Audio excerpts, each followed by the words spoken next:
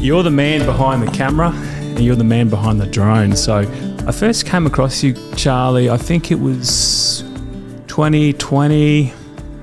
It was on Around Town Nanango, which for those who don't know, it's a really active Facebook page.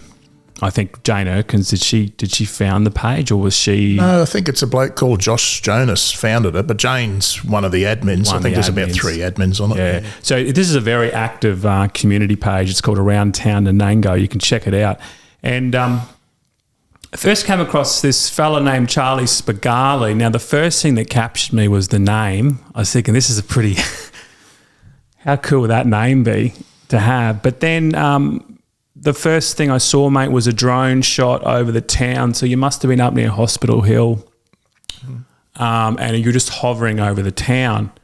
And, I think you caught people's attention. You definitely caught my attention because I was just starting this event for Dead Cow Gully, and I thought, oh, God, there's a local drone person we can probably use for the event. So that's how I first came across you. I think it was 2020. Okay, yeah, time's an irrelevant thing with me. I can't remember what I did 2 days ago. Yeah, it's been like that for a long time, probably since I moved into the bus. I don't have a timetable. Only this year I do keep a diary this year because I've got a fair bit on. Yeah. Yeah, so when I first met you, mate, this was just like a little bit of a hobby. But now, you fast forward a few years later, you're getting heaps of work. Like your whole schedule's packed. Yeah, it's gone a bit crazy. Yeah, I used to have a garden maintenance business down in Brisbane, and I used to alternate 1 week in the South Burnett, Nanango, another week down in Brisbane, down Ascot, Hamilton, New Farm. And COVID hit, and it was a good excuse. So I was getting sick of Brisbane, just the rat race and everything, and I always liked the bush and nature. So it was a push to sort of not go back. So for the listeners, Charlie's done all our drone footage for the documentaries, and he did these amazing photos for the Australian Backyard Masters. It's just gone past about a month ago. Now, you brought out your camera, which you normally use for shots of birds mostly, right? Yeah, I love the birds. So the definition, what definition have you got in that camera? Well, it's the lens that does it. It's a 400 2.8. It's a prime, so it's just a 400, not a zoom. And it's basically it was designed as a sports lens or a wildlife lens. And I actually bought it off a bloke who actually shoots for the NRL. He was upgrading. Oh, wow. And he does shoot for the Olympics at times too. Jeez. Yeah, so the quality of shots are amazing. So I wasn't banking on this. So you were here in a paid position to do the drone footage, and then you happened to bring out the camera in the later stages of the event. And luckily you did, because you managed to take these amazing shots and you produced them really quickly within a couple of days. And we got the photos out in social media really quickly. And once we got the world record, it was your photos which everyone was using. So a lot of newspapers in New Zealand, a lot of news stations around the world were using your photos when they were talking about this world record. Yeah, it's a strange feeling seeing that, because I'm used to just putting up a couple of local bird shots or storms, clouds, or like that. Yeah, no, I've never really shot sports, but I figured that the birds are faster than the people running. I had a bit of spare time that afternoon. I'd done a fair bit of the drone work, so you can only have so much of the same drone work of them running off from the start. And I decided I'll pull the big camera out and get a few shots. The light was right. And so, mate, you've been out here a few times at Dead Cow Gully. How did this most recent race compare to the other events we've had? Like, to me, it was just something like, I wasn't really expecting it, but it was just, I think we were all kind of on this journey. And those later stages were just something else, just to see the human spirit. Yeah, I got hooked into it. Yeah, that's I'm not a sports person, but something grabbed me on it. I had a couple of other jobs I had to go to, but I really wanted to get back on it. Yeah, it's hard to describe, but I think it's when there was 4 or 5 left running, you're banking for everybody. You want everybody to succeed. It's not like you've picked a favourite runner, it's not like you're picking your favourite team like State of Origin or something. You want the best for everybody out. And I was surprised because I don't watch the cricket, I don't watch the football. I'm not a sports person really, and it got me hooked. Oh yeah, mate. Like it's pretty hard to explain because there's one thing following along online, which is pretty captivating just to see these guys still in from Saturday morning till Wednesday lunchtime. But to have it actually in a small town, to have a world record in a small town and on the family farm, it's very kind of personalised, and it's sort of extra special. Oh, it would be. To have that. Yeah. And the fact that the world was watching was quite incredible. Just a small farm in a small town, as you said, but there are people in offices and in their lounge rooms around the world watching, waiting for every update. And it was something special, I think, it was good to be witness to it, I think, to actually say that, I think look back at it and say, I was there when that happened. Yeah, I saw that, No, exactly. So, mate, how does, this is probably a silly question, but how does taking photos of birds or any animal compare to what you did a month ago with the people? I guess the people they're doing it one loop per hour, so you kind of know where they're going to be. Yeah. I guess you've got other spectators to get around, but how does that compare to being out on your own in the bush? I like birds better. But birds are similar. Like you know where you're going to find them, in the dry around water, if there's a food source, if there's a crop happening or someone's just planted a crop. You've got a captive audience. And then even, you might get at the moment, there's a lot of cockatiels have moved into one of the farms. They've planted a lot of oats, much to the disgust of the farmer. Every day there's 50 more in the flock, 50 more, and there's a few. It's probably about 400 or 500 there now. And that in turn will bring in like the little falcons and that. So you've got a captive, they'll be there. Yeah. So what fascinates you about birds, mate? Because I think a lot of people would say, well, who cares?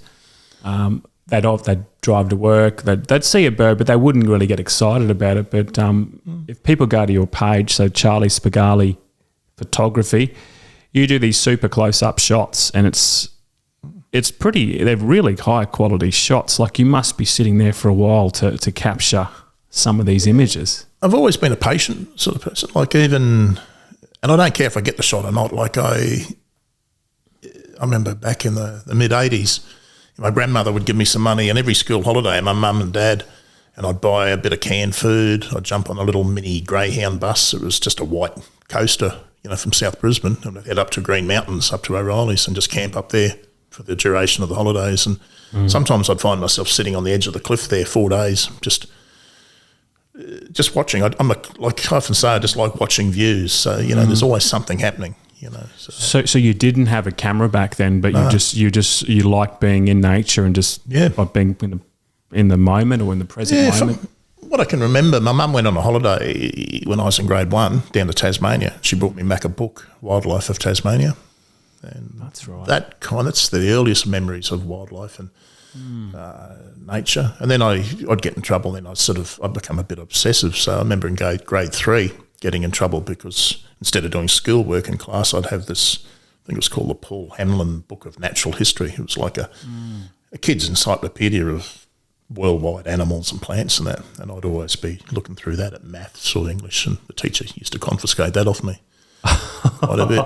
Did you sneak it into class, did you? Yeah, I used to keep it, no secret, I used to keep it on my desk in grade 3. That's educational, isn't it? Yeah, well, I ran into the same problem in grade 12. I studied in grade 11. That was the only year I studied in high school.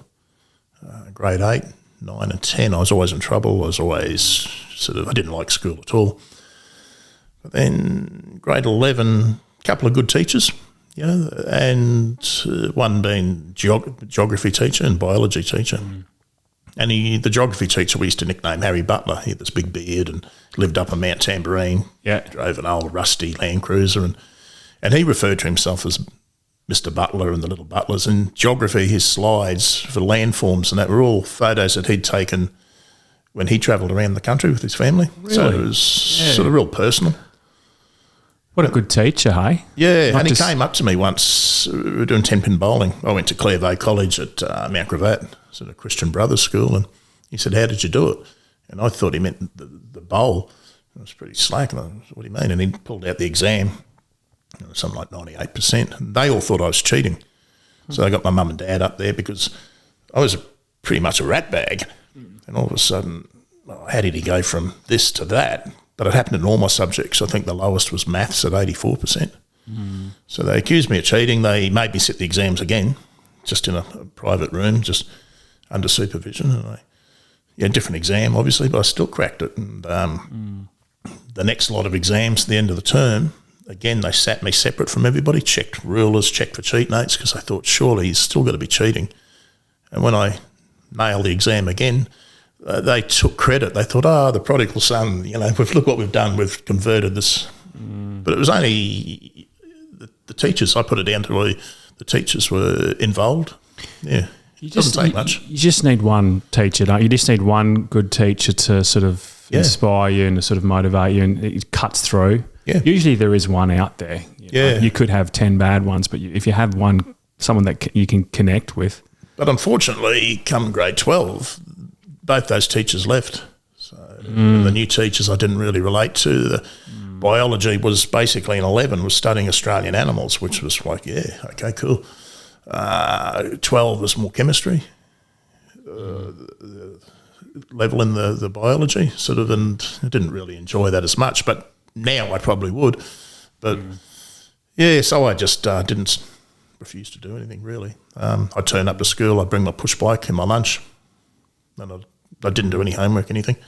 Again, I'd sit in class with Field Guide to Snakes of Southeast Queensland or something like that. They'd take it off me. But I did that to the extent the school got sick of me. They called mum and dad up and said, do you want to take him out of school? And mum and dad said, no, he's going to finish. And I sort of said, well, you're paying for me to do nothing, because I'm just turning up and sitting here, warming a seat.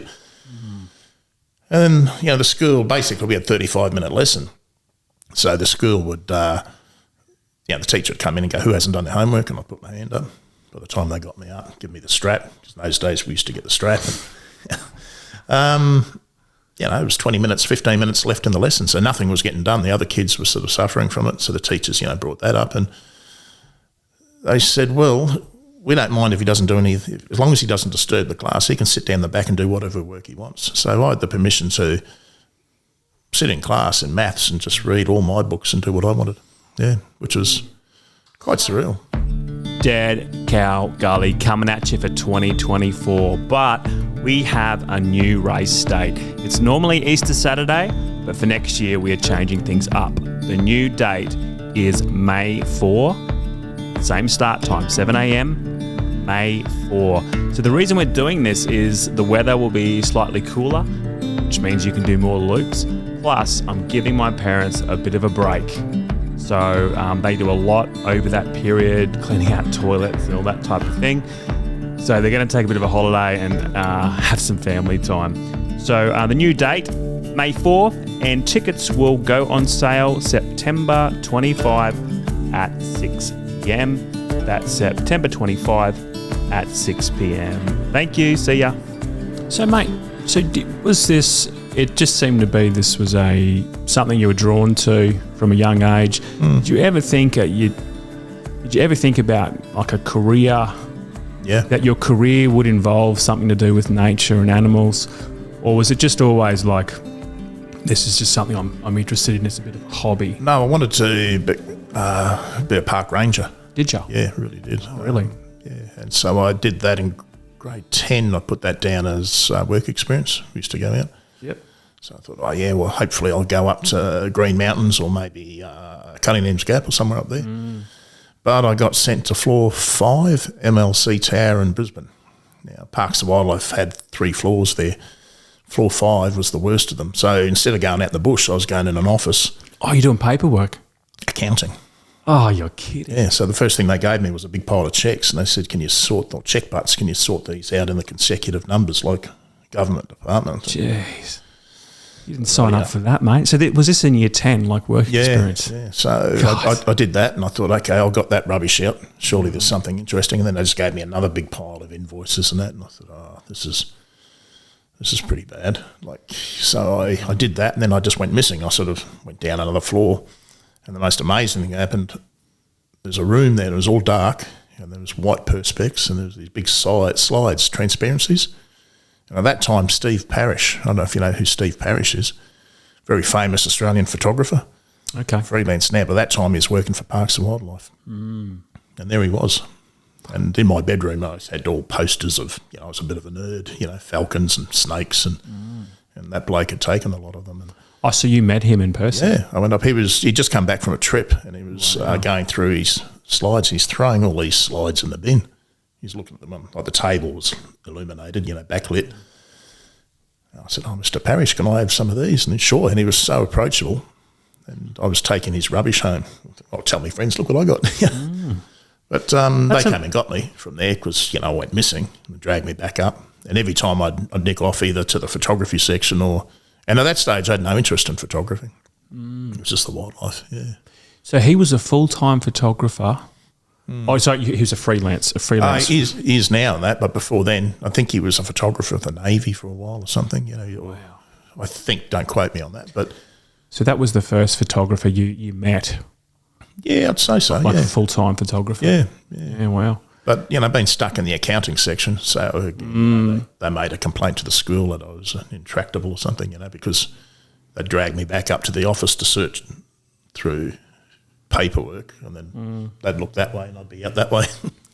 I guess they'd argue, they'd say, well, if you want to be a park ranger, this is part of the job, paperwork, all this type of stuff. But geez, if you want to inspire a kid, you'd think you'd take him out for a few days out in the bush. My argument was, if I wanted to do this, I would have written bank. Yeah. I would be an accountant or a bank. But so mate, you've lived a few different lives, you reckon? Like, so you grew up in Brisbane. Yeah. You sort of went to school there, and what did you do after school? What was your first sort of? Well, I walked out of school. This is probably weird. The first thing I did with my mate, I'm still good friends with him, I met him in grade 4, and I said, we should go sign up for the dole. And that's the first thing I did. I'm not joking. That's the Australian way.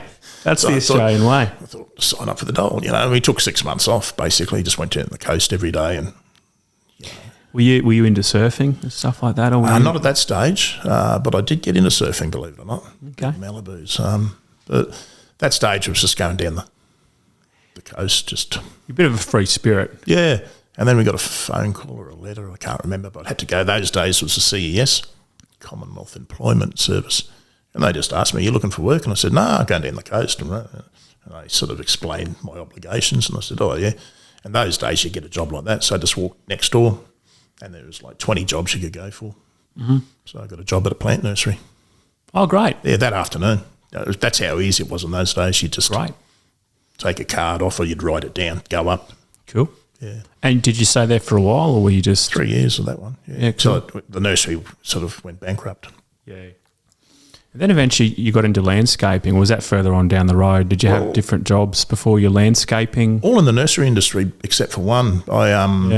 While I was working at Boomerang Nurseries, there was a nursery down at Callumvale. That was the wholesale side of it. I was loading nursery trucks at night at Roachdale. So it was a big distribution centre. So all the little nurseries that they sold teapots to, Kingaroy, Garden World or whatever it was, sort of like that. They had runs everywhere two times a week. They'd fill a truck up and they'd go to Toowoomba. They'd, worked in with Comet Plant, what's it called? Plant Express, I think. So we used to load semis, bring semis of palms down from North Queensland. And then they sold that business. I got sick of that. Got a job on a flower farm. Probably the most boring job I ever had. Yeah, so you've always had, from the get-go, your jobs have involved plants or something to do with nature? Except for one. I did a bit of precast concreting for 9 months. Oh, okay. Yeah, I hated that. That was just... Yeah, it was the only job that didn't. Other than that, it was always worked with big landscaping companies. And now, mate, when you look at Brisbane now, do you still recognise the place? Because Brisbane in the good old days, it's very different now, right? Like obviously the traffic would just, Yeah. you wouldn't like that. I can't stand it. I was down in Brisbane 2 days ago. Went down to go to Eagle Farm and Newstead and that, and yeah, it looks different as I go across the Brecky Creek Bridge. I remember the old wharf there. Now it's a big Mercedes dealership, and the 3 lanes of the what do you call it? Kingston Smith Drive. I remember you used to be able to pull up the bus there and sort of just have the river view. And my grandmother used to live on Kingston Smith Drive, basically on the river. Yeah.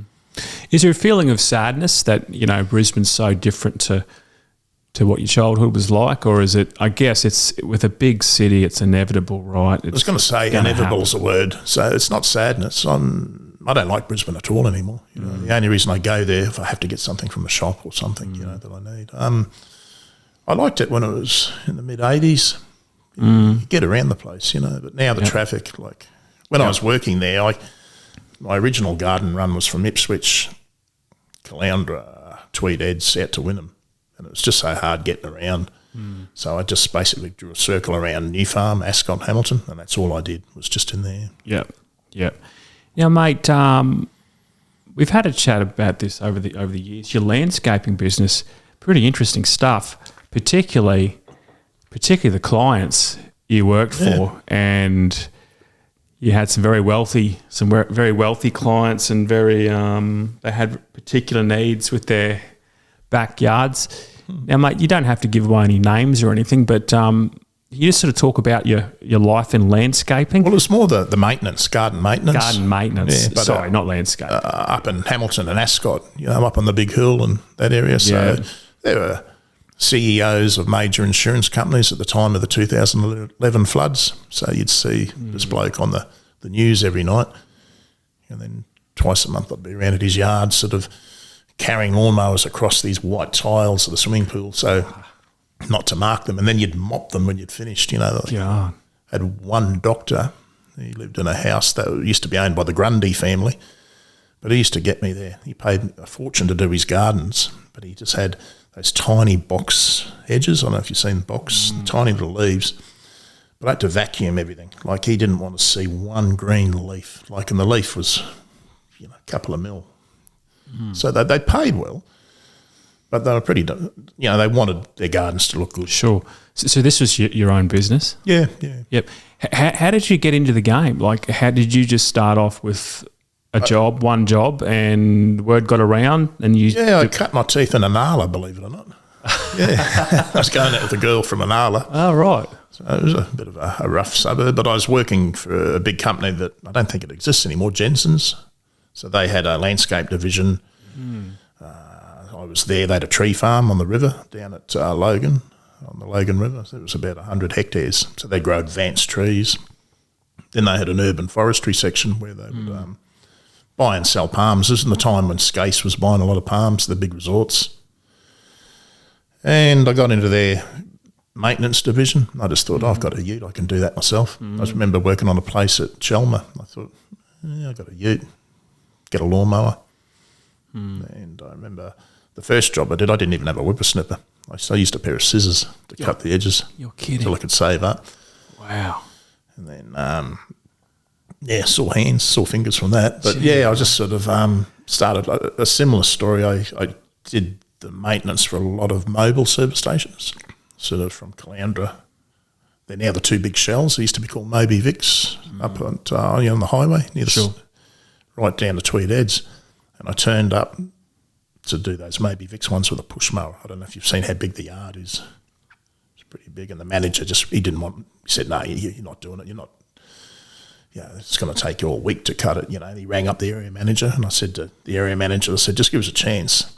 By the time I cut those 2, I slept up there. There was a truck stop at the time, so I had showers, but I had enough money to buy myself a ride-on. Oh, really? So the next fortnight I went back with a trail and a ride-ons. But happy then? Yeah. But I just said, because I'd worked it out, I thought, just let me do it. It's going to kill me with this walking around. But got it done. Wow, mate. So you were battling away.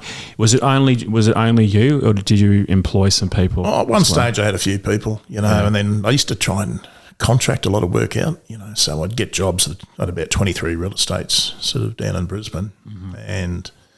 But that became more of a battle than anything, because you weren't making much money on each job. And if they didn't do something, if they forgot something, I'd have to go back. So it defeated the purpose and became too much of a headache.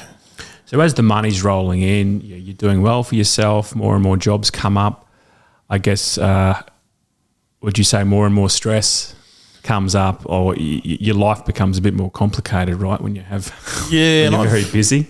Yeah, and I sort of, I used to work from the first thunderstorm, so whether that would be around, I used to say mid-October, and I'd work every day of the week until Easter. Easter was the cut-off. Every day, no days off? No, that was wow. That's the busy time. It'd start when the rain came, sort of in the thunderstorms. So you're getting paid well? Yeah. Yeah, so you're pretty happy? I was happy at the time, but not happy with... Yeah. Look, I enjoyed it. Even a couple of years ago before COVID, I was enjoying it. It's outside, it's pleasant, nice surrounds. But there was more out there, At that stage, I had a little car. I didn't have the bus then. I had a little station wagon, just a Toyota 1984 model with a rooftop tent. Pull the back seat out. I had deep cycle batteries bolted to the floor, water tank, hot water system, fridge, my camera gear. And I was spending a lot of time just out. I love my clouds and storms.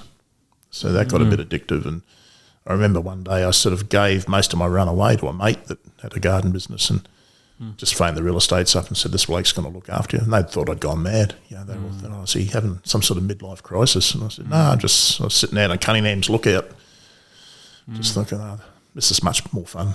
No traffic, wedge-tailed eagles flying below me, storm due in a couple of hours. So, mate, as you're in the thick of this this business, so is it primarily mowing lawns and cutting hedges? The hedges were big, yeah. Hedges are big. So when you're in the thick of it and you're working every day, did you kind of were you longing for the bush, like just to get out and because I imagine it's pretty tricky to take photos during that busy work period, or were you snapping photos in people's backyards? No. They probably wouldn't like it, would they? Not so much that. But if it was a storm day, they got to know that if the storms are coming and they're going to be sort of around Bow Desert, by lunchtime I'd be gone. And then other times they wouldn't even ring me because they go, there's thunderstorms the next 2 days. Gotcha. I'd be out there. You can't work anyway, can you? Oh, you can lead up to it, but getting out of Brisbane's the hassle. The traffic, so I basically had the other guy, a couple of other work car, and I had with the trailer and all the gear. And then the other car was basically just sitting under the house and it had everything in it, clothes for a week, food, gas barbecue, everything. So I'd just come home, have a shower, jump in the other car and off I'd go. Yep. So, I remember one day I left Ascot midday. And that night I'm sitting on the bonnet of the car out at Mooney just watching lightning. I think this is just... Wow. Mooney, yeah. And I thought, this is just so much better than Brisbane. And every time, like even when I was in the South Burnett here and I'd go back, I'd almost feel depressed by the time I got to Woodford. Yeah. And by the time I got on the highway, the Bruce Highway heading south, I just didn't like it. But it brought money in, so I sort of had to do it. Well, that's the reality for a lot of people. Like, you got to go where the work is, don't you? And... so when you're cutting a hedge, mate, were you just doing this, do you just do it by sight, or is there a certain way of cutting a hedge where you can get it exactly right? I do it by sight. I do it. Can you get string? Do people use string? They do. Some people use laser levels and that, but I just generally cut by sight and then stand back. And once you've got the initial cut, if you're doing it regularly, but the difficulty, I did a lot of big acreage, prestige places at Chandler and that had 3-tiered hedges. Some of these hedges are probably 3-4 times the height of me. So I'd set scaffolding up, move scaffolding. I tried with those stilts, the plasterers use. So I thought I'd get smart. I thought I'd buy some of them, but I couldn't walk in them. And then I sort of modified my hedge trimmer. I put an extra length in it, which gave me a lot more reach from the ground, but the downside to that was there was a lot more pressure on the clutch. I'd burn the clutches out and faster, but it was safe and I could go through much faster, Are you charging by the hour or by the job itself? By the job, yeah. So you'd quote someone. Yeah, well, you just say, if you got it, so I used to run fairly efficiently I used to do a lot of pubs as well, the gardens and the pubs and the maintenance. And, people have a blower that they, big one, maybe a backpack blower, but I had a big 3-wheel thing. So just picture a blower, but that big. So I'd just do 2 passes on a car park and everything would be blown to the side. Then I had this vacuum cleaner that would actually suck up and even beer bottles, just turn beer bottles into dust. Big steel blades. So started working efficiently like that. And then some people would say, oh, look, the other bloke was here for 8 hours, you're here for 3. We don't want to pay you as much. But I said, well, the same job's happening, That got a bit down. Yeah. Well, what is it, mate, about a pristine garden that, if you've got the money, what is it about having a pristine garden, nothing's out of place, immaculate? Why do people like that? Is it the fact that there's just they've mastered their own environment, or did you ever think about that when you're working on these gardens, when you don't want to have one leaf out of place? And why are people into this? Well, I went through a similar phase myself. I've always rented. And I went on a holiday to Tahiti, and I came back and I turned the front yard into a potted resort garden. I had fountains, and I've always been a bit eccentric, and I've moved big fish tanks to the front glass windows so you could see them from the garden. So I had big fish. The outside or the inside became the outside. And I was pretty obsessive. I'd walk through every morning, and if there was a yellow leaf or something out of place, I'd cut it and snip it. And it looks good. You can relax and look good, but you're not really relaxing either because you're constantly, that's getting to you. And now my garden's that hill over there. Anywhere, wherever I'm driving and see the rainforest, and you don't have to worry about it. And I did get to a stage where I used to tell people, let your grass grow longer and let it seed. It's just, sure, there's nothing nicer than a bit of long grass grown in the breeze. But in the city, everyone wants it. Yeah. Control, I suppose. Do you think control's the big thing? Yeah. And obviously it would be nice to come home to a beautiful garden. You could just sit back and have a drink or whatever and just say, this is a pleasant place to be. But,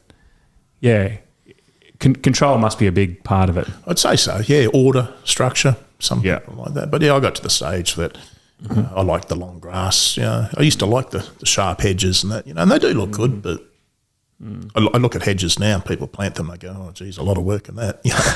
What'd you do that for? So, mate, at what point did you walk away from this business and you hit the road and now you live a life of, well, you're very busy now, but you're living in your own bus. Yeah. And to me, when I look at your life, you seem to have a lot of freedom. You don't have a mortgage. No power bill. You can. You're not tied down anywhere. In saying that, you've spent a lot of time in the South Burnett. Yeah. No power bill, no rent, no council rates. It's pretty irresponsible, but that's me. It's sort of. So at what point did you walk away from this? About 9.5 years ago. Okay. So I had the car I was renting and everything. I had a house. I was a long-term tenant because the last 2 places I spent 10 years at one and 11 at the other. And I just got sick of the rat race. I had that car that I described that I used to always go, and I was paying a lot of rent. And I was spending 2 weeks a month in the house, and I'm thinking, And I came through the South Burnett. I actually pulled up at a mate's place up at Noosa, and as I drove in the driveway, they were driving out. They said, we're going camping up here on the dam, Pachoki Peterson. So I came out with them. They went back to Noosa. I sort of poked around, had a look around here, and then I was on my way to buy a bus down at northern New South Wales. And that's how I met all the folkies at Maidenwell. Met Jane and Bunyanote Ernie, and then went down, picked my bus up, brought it home, put a lounge chair in it, just a tub chair, grabbed a beer, sitting there. My neighbour joked. He says, you'll move out into that soon. And I said, nah. A week later I did.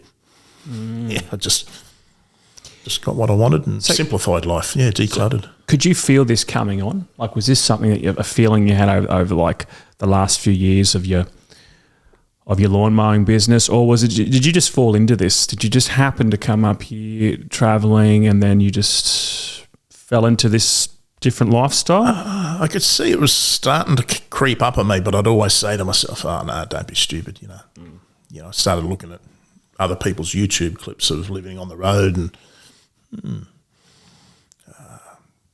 Yeah, I'm not sure. I just, but I spent a lot of time before I came to the South Burnett. I was sort of in Mount Lindsay, down in the border ranges. Yeah. So I spent a period of 3 years there, living on that mountain for about 90 days a year.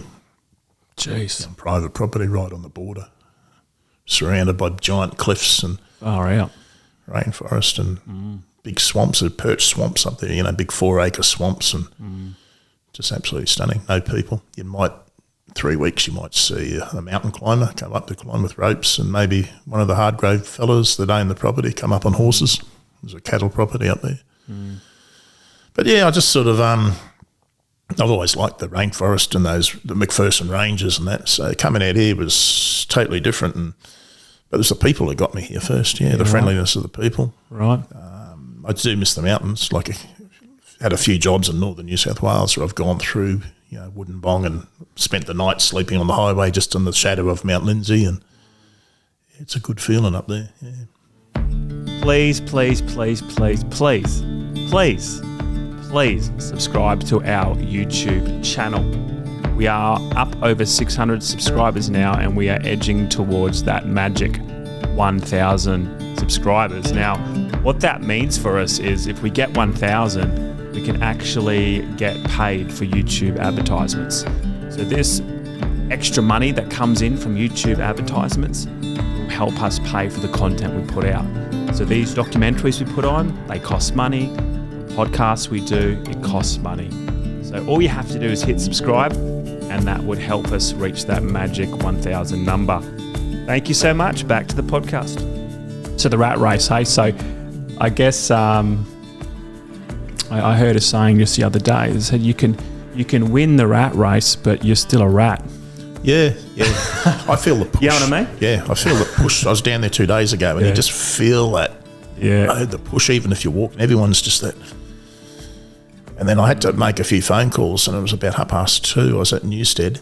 I thought, I'm not going to make that phone call until I get to Dinmore. That's probably, on the way out to Ipswich, you sort of, there's no more traffic lights. The traffic just eases up a bit. But even there, it hadn't been there for so long. That was just too busy. So I went all the way out to Laidley before I pulled up. Sure. Yeah, I felt relaxed there, and it's still busy. It's surprising, Brisbane to Toowoomba's becoming like Brisbane to the coast. That's right. Yeah, it's just little estates poked everywhere. Yeah, mate. So I guess in the city, other people, in many respects, are getting in your way. They're a problem. Like if you're in traffic, you're surrounded by people, and when you're walking down, when you're in the CBD of Brisbane, you're not going to say hello to everyone because it's just out of practicality. It's just so you sort of you're not as there's not as much warmth and friendliness. Whereas you come out this way, small towns in general, it just seems to be people are more open to a conversation. Yeah. And they're, I've often thought about this. What is it about small towns? I think there's a small town pride. It's hard to explain, but you've sort of got something in common. You've, what's there, 3,500 people in Nanango maybe. I'd say most people are proud of the town, and it's something you kind of own, and you can just walk down the street and these small towns aren't perfect. Like there's problems like everywhere. There's social problems, but there's still that ownership. There's that ownership.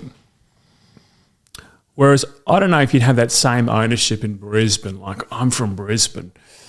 Maybe different suburbs in Brisbane. I don't know.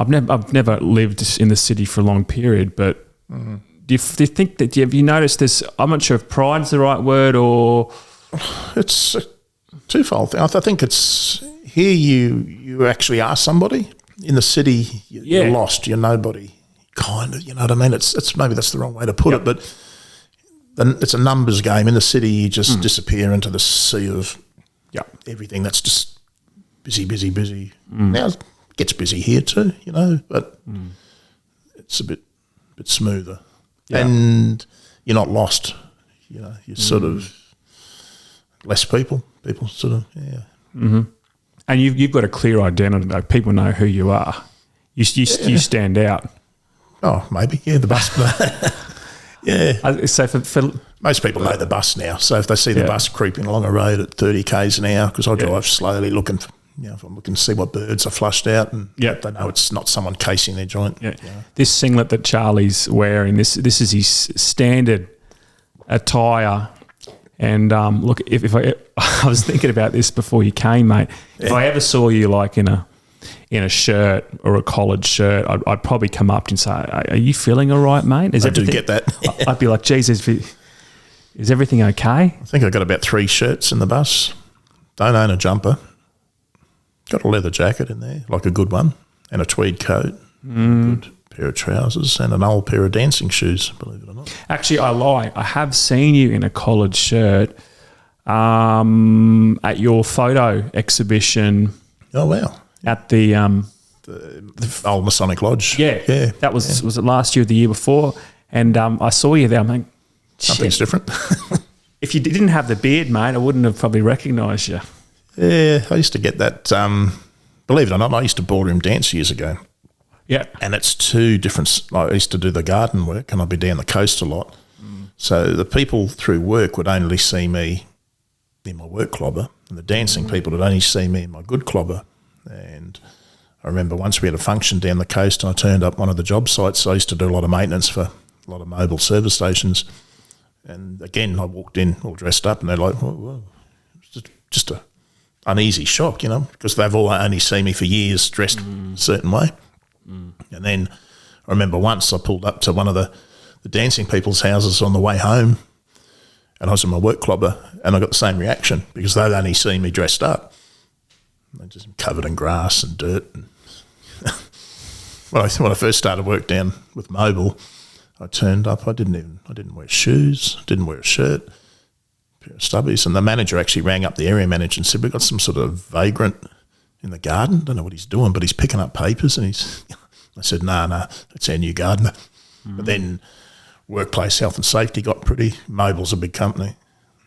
They were pretty strict with safety, and had to wear long sleeves and steel cap boots and safety vests and all that sort of caper.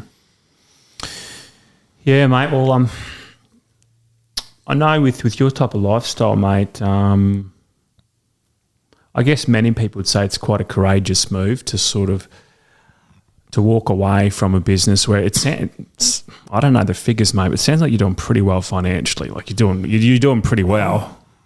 Look, I'm spending is, like everything.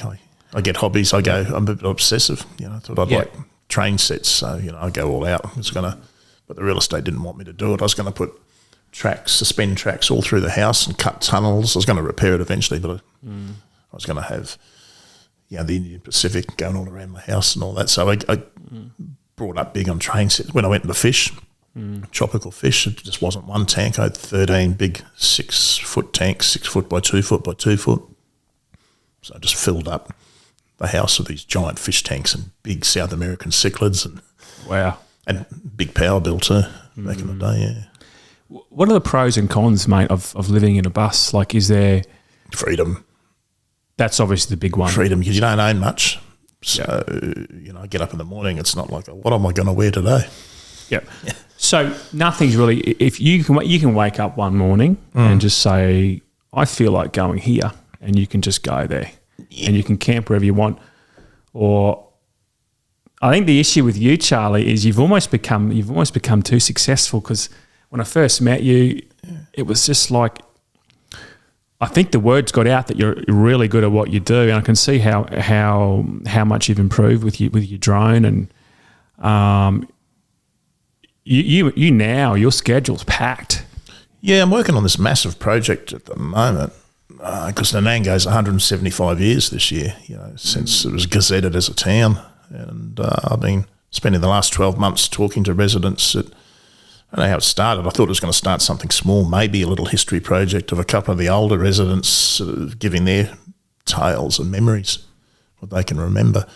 But it's like a jigsaw puzzle that sort of gets bigger every day I wake up. So I go to bed with a 1,000-piece jigsaw puzzle, and I wake up with a 2,000-piece that I'm trying to put together. But so Nanango, 175 years, which happened the other day, right? Was it last month or the month before? 10th of June, they had that big parade, yeah. The council approached you and put you to work? And what's your main mission to interview? Well, it's not so much the council. It's sort of Heritage Community Bank in town sort of sponsoring it. The Shed Nanango, Jane Erkins from Nanango Real Estate, they're sort of sponsoring it. But what I'm doing is it's become, people say it's a history project. And I said, no, it's not really a history project, but there's history in it. It's more of a social, cultural snapshot of Nanango. So we're getting the older residents and their memories, especially, I was down at Toowoomba yesterday and the fella spent a lot of time with his grandfather. So he's telling his tales, what he can remember, which was pretty in-depth, but also he's a very good memory of his grandfather and, the old farming ways and everything from even sports groups, the mountain bike group, doing a story on them, the netball group, the golf course, because the golf course is celebrating 100 years this year. I think the netball is celebrating 40. So there's all these little milestones and I'm just trying to capture. I think it's terrific what you're doing, mate. I think it's very historic because you can, like these old stories can get passed down from generation to generation, but just look at my dad, for example. So he's got stories of his dad, which is my grandfather. Yeah. He's got quite vivid stories.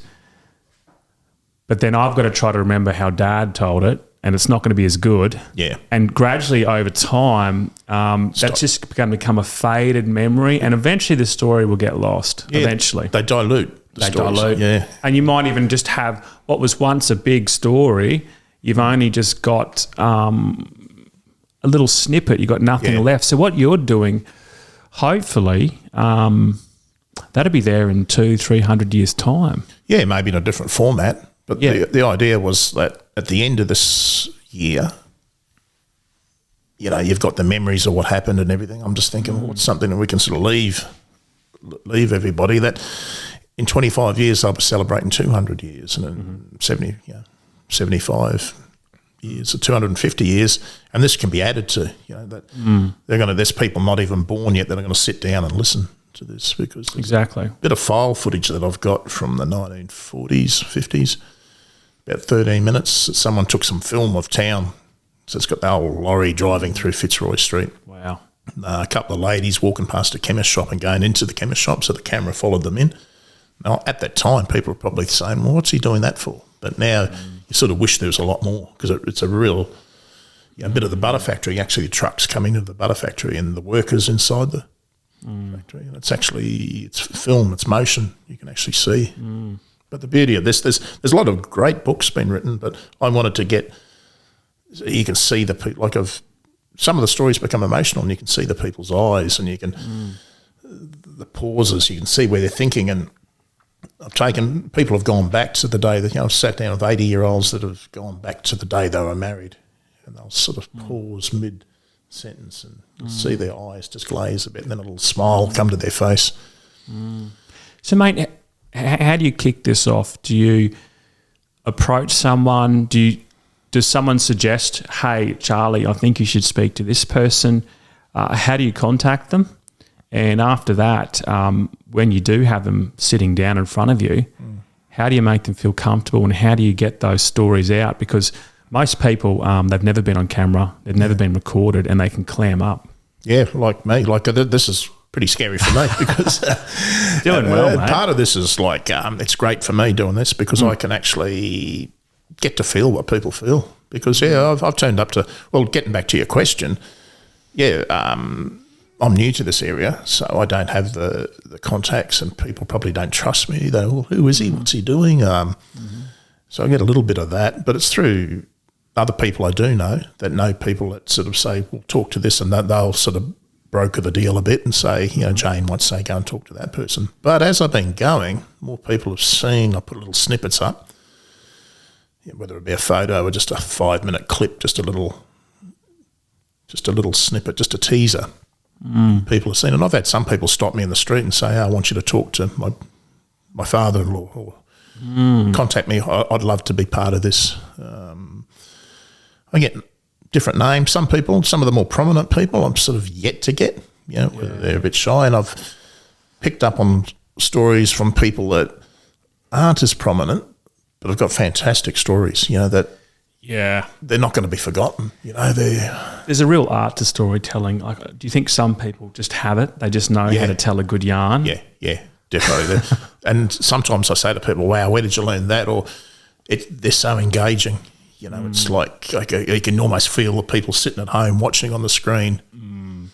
Yeah, everyone's different. Yeah, with it. And how I'm doing it, I'm not doing it a question-answer type scenario. I'm not a big fan of that. You don't want that. It's them telling a story. So it's a bit harder because you've got to get them. If I sort of asked, what did your father do? Yeah. And you said a bricklayer. That doesn't make sense. I've got to get them to. Yeah. It's got to be free-flowing. Yeah. Otherwise, it's too rigid, you know? Yeah. So what do you do? Do you give them a text or give them a call and say, hey... Give them a call, yeah.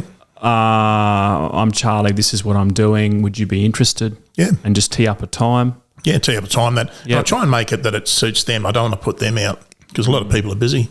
You know, whether they're retired, going on holidays, or a lot of people around here I've noticed they do a lot. You know, there's a lot of extra, whether it be the local theatre or sports.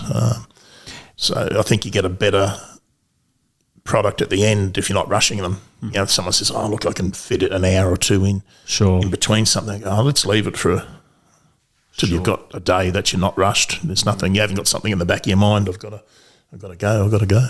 So do you go to their home or do you choose a neutral location? Both. I go wherever they're comfortable with. Sometimes their homes are better.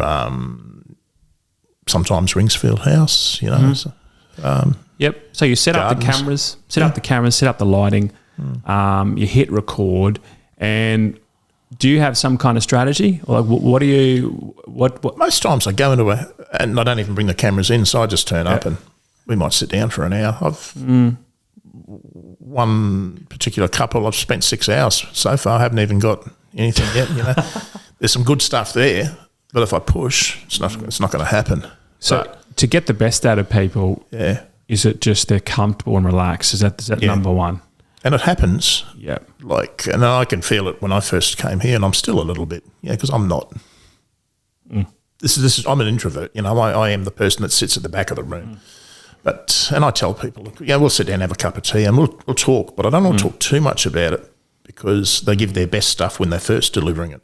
So if they've told me the story and you get to tell it a second time, sometimes it's just not as colourful, you'd say. So just a brief, and they'll sort of say, well, that's kind of like what we're going to do. We're just sitting down having a chat and a bit of a yarn. And so the editing, mate, would be a massive thing. Like I think a lot of people don't appreciate what goes behind it with the editing in the cutting room. Like what do you keep, what do you cut? Because if you're speaking to someone for 6 hours, how do you decide what's good and what's... Well, how the end result of this is going to be, just picture a coffee table book that you can open up in the middle, the back page, the front page, anywhere.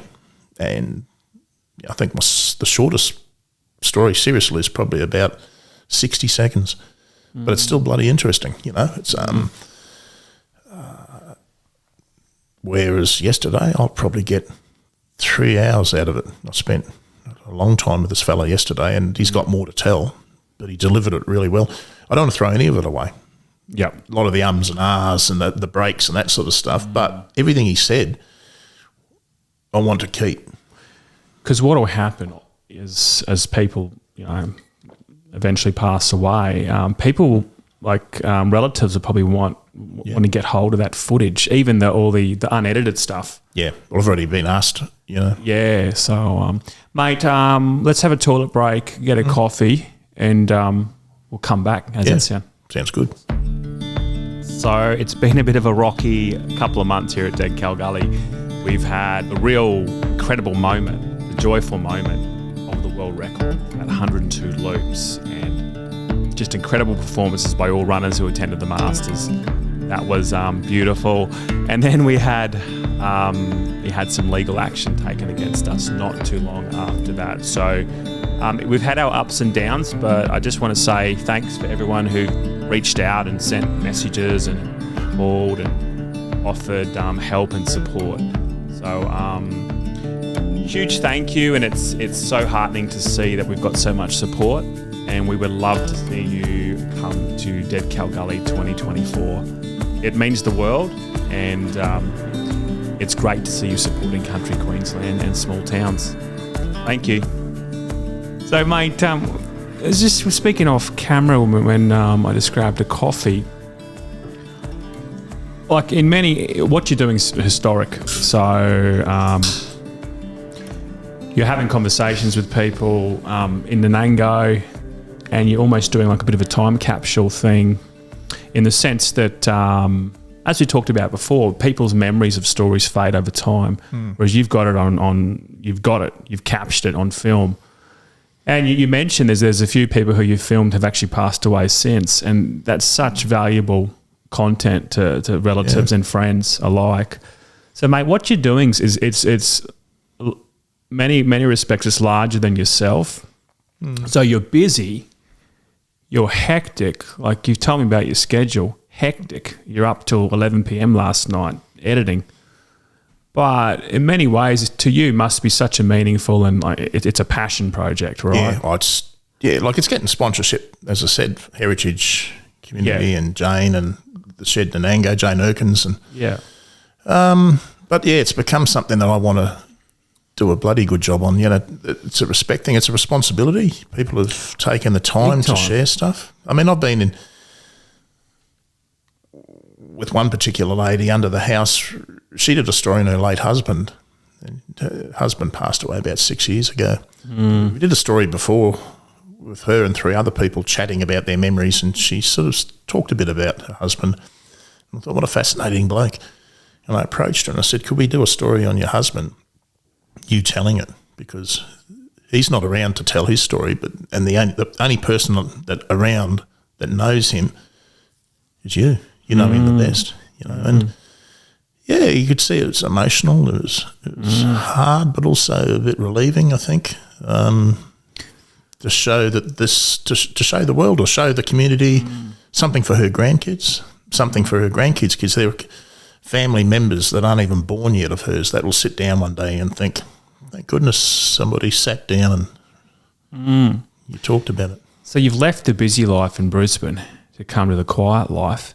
But your life's become busy again, but it's a different. Do you think it's a different type of busy than when you had your business? This is different because, as you said, you got this massive responsibility on your shoulders, and God, you must be learning something along the way. Yeah, well, I'm new to this area, so this is a big jigsaw puzzle that's sort of falling into place. That. It's amazing how many people are kind of related to each other, that fit in through marriage, or you know, especially the older families go back and think, oh, yeah, that was my second cousin, or that's. But yeah, it's I'm learning so much about even not just Nanango's history or the South Burnett, just the general history and just the way of life, about people, about myself. I'm probably getting the most out of this. Probably more so than anybody, because I'm an introvert. I'm pretty shy sort of person, so I've had to sort of pick the phone up and talk to people. And I dread that, you know, ringing someone up that I don't know. I'm nervous. I was nervous yesterday. You know, I was turning up to a house that I've only spoken to this gentleman a couple of times on the phone. Yeah, but I always come away pretty enlightened. Yeah.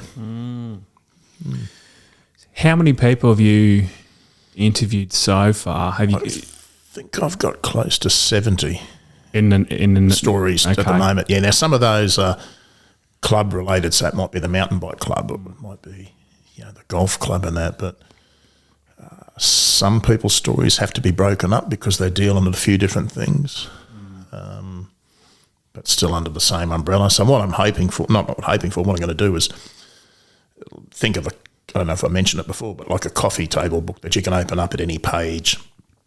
If you haven't got much time that night, you might, so there's a 5-minute story, or there's a topic that you're interested in, whether it be the race club, or there's a person that you go, I know them, see what they've got to say about this. Mate, I might head you back towards your photography and your drone footage. What's the big difference between those two? Like, obviously they're different skill sets with your photography and your drone, but there must be some crossover there. Like, you must have an eye for capturing these shots? Like, in terms of when you're photographing animals, if someone came to you and said, "Hey, Charlie, I want to get into photography. I've just bought a camera. Don't have much experience. What can you tell them? What's some tips you can give them for capturing good shots, apart from sitting out there for hours and hours and hours? What is there any trick in actually capturing those magic shots that you seem to get? Probably the light, time of the day. Yeah, that everyone sort of knows that beautiful afternoon and morning light. But sometimes, look, I'll be out there sometimes and I'll see a bird in a good spot, and middle of the day it's too harsh, and I don't even bother. But if it was something rare, you'd snap it. If it was a yowie walking past or something. But most other times, like this time of the day, I'm not really that fussed. Yeah. So lighting's important. Lighting, yeah. And then with birds, it's just I'm lucky, I suppose. Well before photography sort of came into my life, I was doing the same thing, just sitting out there. Sometimes not even aware of the. I had a friend who's a twitcher. They count birds, so every year, they have that big endless list. So once they've seen something, it's generally, I've seen that. And we're up at place Duck Creek Road, which is a back way up to Lamington. There's an eastern bristlebird there, and they're very, very rare, much sought after. The people seen them. I think I spent about 4 days up there every day, just these little birds running around through the dry grass, and it's like, yeah, okay. There's a wedge-tailed eagle over there. I went to look at that. Whereas my mate was the opposite. He'd see a wedge-tailed eagle and go, "Oh, I've seen that." Oh, yeah, sure. The bristlebird was a little brown bird, but I think they number. There's probably only a couple of hundred left in the country, So you've got your lens on the subject. Let's say it's one of those little birds, quick movements, Little wren or something. a little wren. Are you just clicking? Are you just clicking the whole time taking shots? Once you're on target, are you just clicking, or are you waiting, and you go bang, you take a shot? A bit of both, but mainly modern cameras, you might get that surprise look, the head turned and the mouth open if it's calling or something. So, but then you don't want to be sitting there with your finger on the trigger the whole time, because then you're going back and you've got 3,000 photos you've got to sort through. So what would you do, mate, if you head out tomorrow morning? Are you just because sometimes you're going to miss those magic shots because you don't actually have time because the movements are so quick, right? Yeah, but that doesn't make me upset, because I'm one of these ones that I'm happy to see the bird. It's secondary, the shot. Like, for instance, sometimes I'll look and I'll see a nice branch and I go, okay, there's these birds around, and I just focus on that branch. The birds are dancing away here, but that's just going to be an average shot maybe, and not really. But if it landed on that branch, it's going to be absolutely stunning. So I just focus in, get the light right, and take a couple of shots. That looks beautiful. Now, if that bird lands on that branch, I just got to push the button, bang. But if it doesn't, I don't get it, but I'm still. So you'd just be staring at that branch for a few hours, just waiting? Sometimes, yeah. Yep. Yeah. So do you generally know when you've got a good shot, or is it until you're in the editing room that you're going through and you think, holy hell, look at that shot there. Wow, look at that. No, most times, if you look on the back of the camera, you go, oh, that could be a beauty. Yeah. But then, I just think I'm just an average.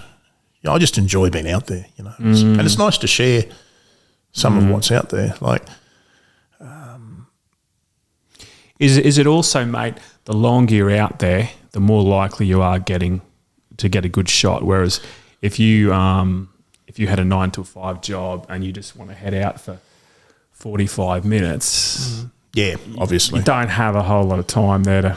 And you get to know what's happening. Like, I just drove up your road on the way in here, and there's big flocks of double bars coming off. So things change with whatever's feed around. Like if I went back down to some of those farms where I had been hanging out, those cockatiels, and they'd probably moved on because the food sources just changed that little bit. So sometimes I just drive around just looking. I might be busy editing, doing that project for Nanango, and I haven't been out taking bird shots, and I just like driving around the back roads just to see what's out there, what's happening. And I'll sit on 30 or 40 Ks an hour. Just I like driving. I love driving slow because look out the window. It's like going for a bushwalk in your lounge chair. Yeah. So you just got the window down. Are you listening? You're listening for sounds, or you mainly looking, or if I think there's something there, I listen. But mainly, it's just looking for movement, or pull up near. Sometimes you just pull up and sit near a bit of water or something. Certain days are good for birds of prey. Certain times of the year. This time of the year is really busy. They're mating time. They're nesting at the moment. But I haven't had much chance the last few months, believe it or not. Like, as much as I wanted to get out there because I'm doing the other stuff, but I try and get a little bit every morning. Yeah. So drone footage. What's the trick in getting good drone footage? Because you've had quite a few years now to practice. I guess similar lighting's important, right? Lighting, and I suppose that smoothness, and I do really bad stuff as well. But I mean, I count sometimes if but then I get excited because I go, oh, that's the thing. Trying not to do. You're sort of onto something, and then you see something out of the corner of your eye, and you think, oh, I want to go there. But just sometimes I just count to 10. I do that with a lot of videos, just as a count to 10, so I've got enough rather than sort of being jerky to shoot off. But with runners, it seems that the great shots that you've done, it's just you seem to have this smooth motion where you might be coming in from the back, and then it's just such a smooth and graceful sort of slide around to the side. Like, it's just that reveal. Sometimes it's nice to sort of have them, and then you sort of slowly turn around as you're following them, maybe, and it just sort of shows that's it out the side or something. Yeah. So you must pick up on these things over time about what actually looks good on camera, like what. Yeah. Because if you just gave a kid a drone and said, mate, take some footage, it wouldn't be as good. I think if I go to a strange place the first time, it's difficult because I don't know what everything looks like. It's like when you have a camera and you're sort of lining something up on the ground, you can walk around. It's the same up in the air. You sort of go, oh, that looks good, but sometimes you like to spin it around a bit and go, wow, that looks even. Maybe those mountains or the way that field is or something, or those trees or that road cutting through the centre. So it's nice to, do some real estate stuff, and sometimes, do some stuff on the farms. I like chasing tractors or the harvesting stuff. It's just that's mesmerising. Great. Yeah. Yeah. And it's sort of, you get to know, like, I get to a certain couple of farms where they allow me regularly to go down there. Sometimes they'll even send me a message, hey, we're doing this tomorrow, come out if you want. And it's great because I can be right behind the tractors, just a couple of feet above the ground, when they're cutting loose. And you get great footage. I've got crows either side of me, above me, and all in the footage. It looks, it's like you're the bird. But same as out here. I come here and I like to sort of put the drone up and just, again, get a feel what looks good. And then, like last time, believe it or not, the race, the Masters that just happened, when I left, I thought, I finally kind of feel comfortable. I know exactly where everything is on the property, where the dams are. Like before, it was a little bit, what's up here? But I got really, I knew, I just, I know that's up there, that's there. To me, it seems, mate, like if you had a fixed drone shot, it's not that interesting. It's almost like it's the movement which makes the shot. So if you've got the runners, like the money shot really is you got the runners and you got the cattle, right? And the runners are going past the cattle. How do you capture that nice shot there? And you did it. You sent a few clips through to me, which I put up. Must have been a sunrise shot. But mate, yeah, I think you got a real eye for it. Just that movement. Yes. Not sure, yeah. I mean, when the runners were running out, and I noticed that small group of cattle you had in the middle here, and cattle being curious, I thought, they're actually heading down there. That's, and I'll just make sure I keep both in, because it just looks great. If you can just slide past them, the cattle are running. Other times I've tried to chase the big herd you had up there, and they were having a bar of it, I was even had the drone up and I was clapping. The runners are coming, like I heard the bell, here they come. I just wanted to get that group of cattle just moving along with it, but they're pretty used to the drone. They were just like... Did the runners think you were clapping them on? Oh, they probably wouldn't have heard. They were still back a bit, but I wanted to get the cattle moving now. I had the drone. I was going up and down trying to. No, they weren't pushed. But did you ever think when you're out there, mate, the Masters, like, why are these people doing this? Like, why, you know, I don't know how they do it. If you've done 100 miles, people could just say, "Hey guys, we've had a good run, 100 miles. Let's call it a day. Let's have a hot shower." Like, it's fascinating what drives people. And I've done a few races now. I've race directed a few of these races. And I still scratch my head. Well, it's not for the money. There is no prize money, and just to push yourself to that limit. What I liked about it is they push each other too. They push each other. Yeah, it's not like I'm going to do this. I'm going to do it. It's a real group thing, and there's no I'm going to beat you. It's the you know, I don't know what they're fighting or what they're battling as you said, for the winning or anything like that. You know, it's their own achievements. I don't know. I mean, obviously someone does get the record and that, but it's sort of it just doesn't seem to be any negative push or not nastiness, but you know what I mean? Like everyone's generally, it doesn't seem to be fake either. They generally want everyone to do well. Yeah. That's right. That's right. Mate, can you tell us that story? I think you've told me a few times that story where you got stuck, were you in the Green Mountains and you're walking up these massive steep inclines at night, and you had no food, you had no water. Yeah, Snake Gully, Snake Ridge. You've told me this a few times, mate, and that sort of seemed, at the time, that would have been almost like a survival situation, right? Yeah. It's pretty close.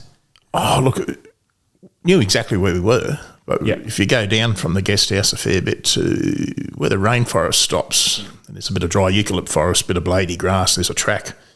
It's just a dead-end track. It just walks out. It's called Snake Ridge. And we decided to go over the edge and sort of get down. So you're with a few mates? Yeah, two mates, yeah. What's the purpose of the trip? You're just going on a... We're all bird nuts, snake nuts, like wildlife nuts. So Snake Ridge, let's go see if there's any snakes out there, you know. But we went down and you just keep going down. And we're going down into the west branch of the Nanango Creek. So some of the boulders there are the biggest houses. Leaf litter, and you're sliding. You just... When we got to the bottom, there's no way you get back up. You know, it's just, rightio.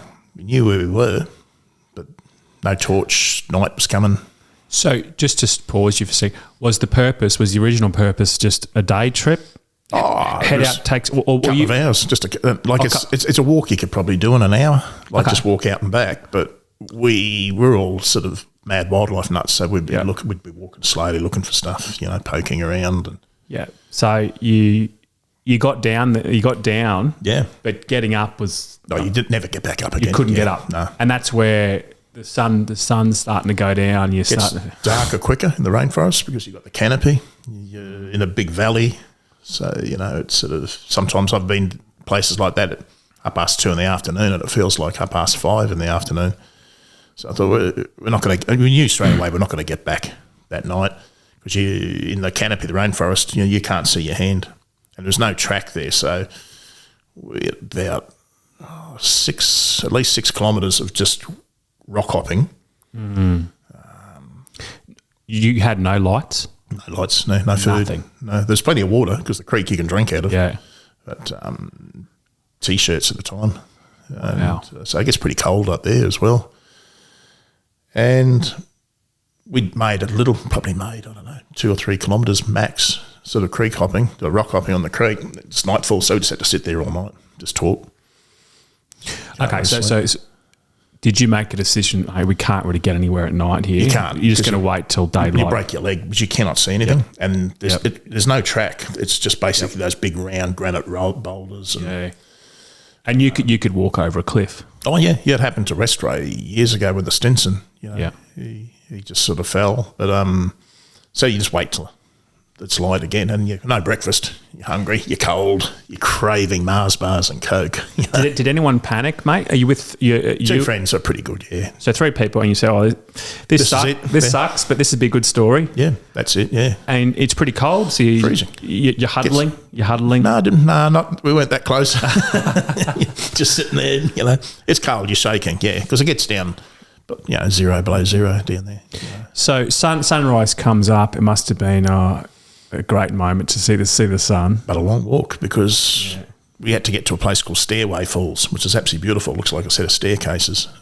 And once you got there, I think it's about another 7 or 8 kilometres with kind of a rough track because people have walked there, but it's not it's not a walking track like a national park, but it crosses the creek, but you can see the vegetation's pushed down a bit. So you kind of know where. But it's a long walk when you're hungry and cold. Then you get to a place called the Blue Pool, and then it's 9 kilometres basically straight up. It's all up. It's pretty intense. You can find Blue Pool on it's a great little swing spot out from O'Reilly's, 9 Ks out, but it's the trip back's just uphill. So what time did you get back to civilization? Well, I got back just before the shop shut, covered in blood, mud and leeches everywhere. God. Pretty tired, pretty hungry. The others started lagging back a bit. I was pretty fit back in those days, but I knew I wanted to, I didn't want to have a can of braised steak and onion for dinner. I wanted hamburgers and Mars bars, Coke, and crave that. Yeah, so I remember coming in to the shop, and you don't order anything. You just walked into the shop and just opened up. People are looking at you because it's covered, and I said there's blood all over your legs and there's leeches hanging off your big fat juicy ones, but just basically sculling Coke and just a packet of lollies and shoveling it down. Then in ordering, give me 4 hamburgers of the works, give me 4. Strawberry malted milks and give us $10 worth of hot chips and this and that. And the others were still coming because I said to them, I'm going to go. I want to get this shot. And Kiwi, who's a New Zealander, who's one of them, he sort of said to me he's going to stop and have a smoke. And I said, don't sit down. I said, we're getting towards the afternoon. I said, if you sit down, you'll lock up. Your second night out there. Yeah, we weren't that far away. Probably only about maybe 3 or 4 Ks. But, sort of. So how long were you out there for, Charlie? Just that afternoon. It wasn't that long, it was just that night. But the next day was just basically getting back hungry, But it was nightfall, just on nightfall, the second night we got back. So it would have been about 30 hours you were out there? Nah, probably just shy of that, Yeah. Oh, look, from the time we first went out to when you first went out on... Yeah. But that's happened twice. Now I take 3 torches. But even when I was living on Mount Lindsay, I'd go for a walk, and I remember going up to the next mountain, Mount Glenny, and I turned around because it got pretty dark in the rainforest and I don't have a perception of time. I thought I got a long way to walk back to the bus, and when I got out into the open forest, it was still quite light. But, if you'd have 1 torch, it can break. So I always carry a couple, and if your light goes out, at least you can move. Now, mate, you've been in the bush a lot, and we have talked about this before, but... have you ever heard some strange sounds that you just don't know where that's from, and it makes you sort of second guess? Most of them, are animals that but there's a lot of weird sounds in that McPherson Ranges in the rainforest, most of them being owls and different gliding possums.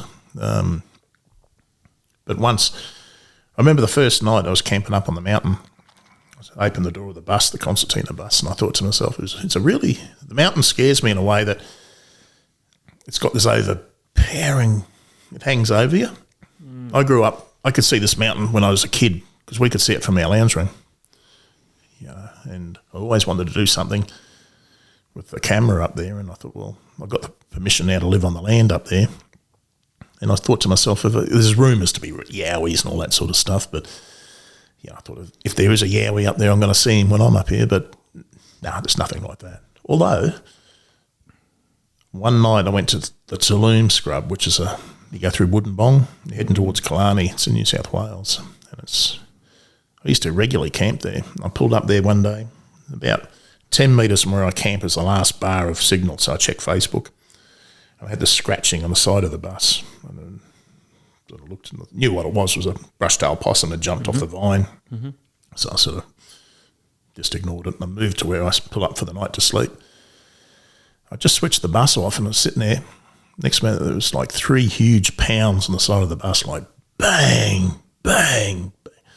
And my little dog, he looked at me, I looked at him, I jumped out the spotlight, couldn't see anything. So on the side, so not on the roof, on the side? On the side, yeah. So I've got... Bang, bang, bang, yeah. That, what do you call it, crim mesh stuff, security stuff, but it was on the window. It was really, really banging hard, and I thought, No idea what it was. So I freaked out. I sort of, Was it a random person just trying to scare you? there are strange people that live up there on the border.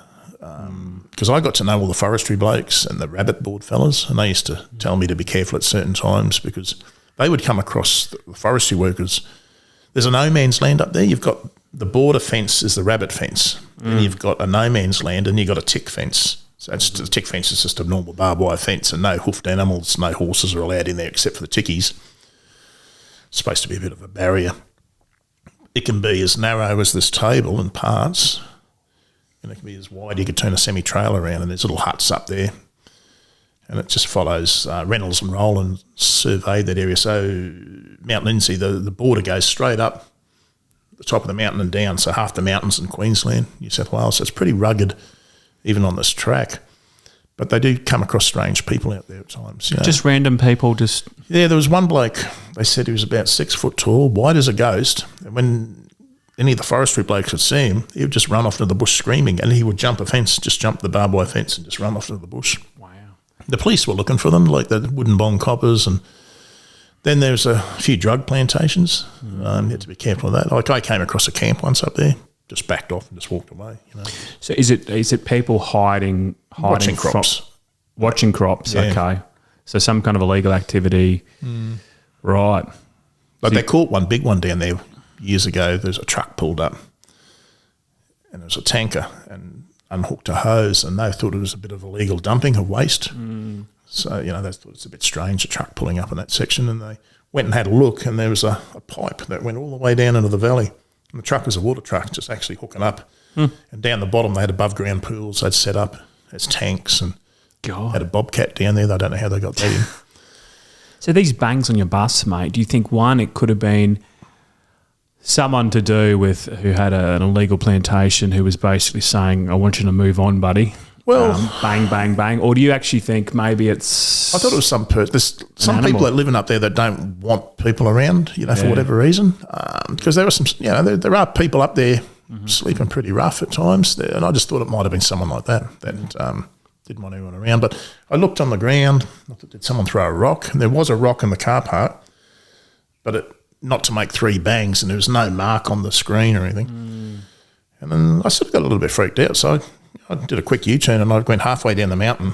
I thought, don't be so bloody stupid, because I spent, for the last few years, it was I have these regular camps that I'd stop, and I'd walk through that bush for 9 Ks at night with my lights and camera gear and a bit of sound recording. And it gets a bit eerie. You don't want to think about, sometimes, you know, you think, oh, geez, I'm 7 kilometres on the bus, and you start thinking, you think, no, just get that thought out of your mind and just think about owls or something. So I went back because I thought, don't be stupid, you know, there's nothing up there. But when I pulled back up again, I couldn't get that bus to do a U-turn quick enough. So I went You're out of there. Went back to Mount Lindsay, camped where I usually camp. But the next night, I slept back up in Tulloon Scrub. Same spot? Yeah. Yeah. I don't know what it was. Mate, do yowies exist?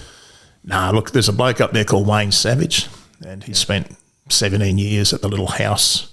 There's a border gate where they used to physically stop you to go through to make sure that your horses were treated, or you weren't taking bananas or fruit across the border. Now it's all done by camera, mainly for livestock. And the rabbit blokes, they camp up in the bush too, but he said in 17 years, nothing, you know. But, you know, there's reports from Parks and Wildlife at Lamington going back into the 70s of something pulling their wood pile apart one night. Yeah, and there's a famous yowie sighting in Nanango back in the 60s or the 70s out of the forestry. Yeah. That's quite a well-documented sort of account. But, yeah, mate. They're too big to be. That's the thing, mate. Like, surely you... This day and age, with everyone's got cameras now. You get the same old fuzzy photos, you know. It's sort of... I'd like to think there was, you know, as a kid I used to believe in it. You go, of course they're out there, you know. Like even in the mid-'80s when I used to spend a lot of time in Lamington, there's so many deep gullies and just that. But yeah, they... When you got adrenaline pumping through your body, like if you are scared, do you think your mind can kind of play tricks on you? Like you can maybe see something that's not real, or do you think I hear stuff sometimes. I'm not crazy. Yeah. But when you're by yourself up in the mountains and the bush and that and the wind in the trees, it's incredible what you hear. Sometimes, quite often, I used to go to a place called the Acacia Plateau, which is right on the border just out of Killarney. Beautiful country. You know, it's just sort of snows there occasionally. Very high up. And the wind is always howling through there. And I've been walking on the little dirt roads up there, and you almost think you can hear someone calling your name. And it's just the noise of I don't know if you ever heard wind in the trees. Sure. But when you're scared, I've been scared a couple of times. Once was, remember Brendan Abbott? The serial killer? No, he was a bank robber, the postcard bandit. Oh, the postcard bandit. Yeah, sure. Do you remember when he had that bust out of jail with about four other blokes? Yeah. Yeah, they came to my place. Oh, yeah, you were saying that. Yeah. And I was scared that night. Yeah. That night a little bit and the next day. Yeah. God. Yeah, so what happened? They came to your house? Well, they were I was leasing some acreage on a plant nursery. It's an old sand mine. But it was a Melbourne Cup night, around midnight. I was been on the phone to a friend. I just hung up and I heard some rapid gunfire. So that's strange. I went out in the nursery and I was sort of walking around. I had a helicopter come above me with a big bull light. So, Jesus, pretty low down. The wind's blowing. I thought, something's happening. I called up the Inala police station and I said, mate, just had some gunshots. I got a helicopter above me. And the copper just said to me, are you outside? And I said, yeah. And he says, effing get inside now, lock the doors and turn the lights off. I said, what's going on? He says, get inside your house now. And I said, yeah, mate, I'm heading up there. And he just said, we've just had 5 dangerous escapees shoot their way out of prison. And I said, wow. Jeez. And they were just floating around that area. Yeah, but by that night, no sirens, but it was like out of a movie. All you could hear was the sound of tyres on gravel and voices. It was just, I don't know how many police were there, but you look out the window and there was police climbing over my veranda. God. The only reason you knew they were police, because these blokes, some of them had beards and long hair. They had a vest, flannelette shirts, but they had a vest on that said police. Yeah. They're just searching every helicopters. There's 4 choppers. Yeah. And every time the chopper would pass your house, it'll light the whole house up. Wow. So the light's that bright, it'll just go through. Floodlight. And that went on most of the night. I had 5 police officers as neighbours at the time. And the next morning, I remember I was walking down the back and I had a police officer screaming at me, like he had a pistol in his hand, and he goes, one of my neighbours' dogs were barking. And he said, what's that dog barking? They're really on edge. And he's barking at you, mate, like he's really yelling and carrying on. And he got up me for being out, get back inside. And I remember in the back veranda, I opened up the door and the Queensland emergency helicopter was sitting about the height of a normal gum tree, so 30 metres, 40 metres. And just turned a side turn and the doors were open and some of the CERT officers were in there. And full military, like camouflage, sort of. I don't know what sort of guns they had, but they had black helmets, gas masks. I said, shut the door. Bloody hell. It got pretty scary. Again, there was lots of yelling and that. And then I looked out the door and there was, this went on most of the day. About what would have been 2:00 in the afternoon, all these 4-wheel drives pulled up down the back, and they all the doors opened, and it was CERT. So there was about 4 cruisers. They all hopped out and they had black boxes on the roof. They all had their weapons out, and they started marching through the swamp towards my nursery. I had a lot of advanced trees in the house, and I remember I was that frightened because I thought I was more frightened because CERT don't knock on your door and introduce themselves. I thought, I got a helicopter above the house, so it's noisy. I'm running from room to room looking out the thing, and I'm thinking they can see what you're doing because of the heat. And I'm thinking I probably look pretty erratic. I've already been told quite sternly not to come outside, and I got the phone book out and I was looking for the Inala police station number, and I couldn't find it. That's how it's all happening so quick. And I rang my brother. He was living on the top of the hill, excuse me, about 1 kilometre away. He had a police post out there, and I said, can you tell them that CERT are marching up towards the house and I'm here by myself, And they phoned me back and they said, yeah, we know you're there, just stay low. Whoa. So that was pretty nerve-wracking. But they left as quick as they came because apparently I had 2 creeks on the property, and they went down the creeks into the pipes and out to Camira. God. Walked into a house, people are doing gardening in the front yard, apparently just walked in, picked the phone up and called a cab. So everything left within an instant. I think they got word they headed into South Bank or something, or Brisbane. When was that, mate? What year was that? Oh, jeez. I'd have to Google it. I'm 15 not years ago? Oh, no, longer. Longer than that. Probably 20, 25 years maybe. Ah, okay. Yeah. Okay. So, mate, I have to wrap this up in a second. What else? What else have you got on this week? A job was cancelled today. What else? What's the rest of your week look like? Oh, I wouldn't mind just going sitting out by the side of the road by a creek with a camera this afternoon. I'm down at Moore Saturday and Sunday. They got the Stonehouse open day. Yeah. Are you there to film something? On Sunday, Barry Green's going to. They do a bit of oral history as well. I went there last time. So Barry sort of asked questions. Last time they had Reg McKellen there. Yep. And Libby Donahue, I think her name was, sort of a historian for that area. Tell me if I'm wrong. Was Reg McCallum, was he the longest serving mayor in Queensland or Australia? I know he holds that title. I don't know exactly what for. Yeah. So just for listeners, the former mayor of Nanango, was it 30 or 40 years? I mean, how long? Do you know how long he was mayor for? No, bloody long 40 time. Something, yeah. 40-something years. Or he was in council for 40-something years. Yeah. No, a long time, yeah. I thought before he retired, his claim to fame was, the longest serving mayor in Australia. Yeah, I think you could be right there. Yeah, I should know. That's a long time, right? I'm hoping to be talking to him next Friday. Well, mate, thanks for coming in. Thanks for having us. Now you know what it's like to be... You're usually behind the camera, mate. Now you know what it's like to sit in the hot seat. Oops. No, it's pretty good, eh? Yeah, right. Thanks for coming in, mate. And look, thanks for all your drone footage and those photos you took. Magic. Thanks. Everyone appreciates it, and I know the New Zealand runners and Harvey Lewis and everyone knows what you do now. And I think you should, if there's anyone out there with running events, get in contact with this maybe, because they're probably the best. They're really good photos because of one, it's just that it's the camera, but two, you captured some really good images there towards the end of the event. So it's great getting the emotion on the faces too. Yeah. I've got a few more to go through too that I'll get through. Yeah, cool. Really appreciate it, mate. Thanks for coming in. Thanks for having us, Tim. Cheers, mate.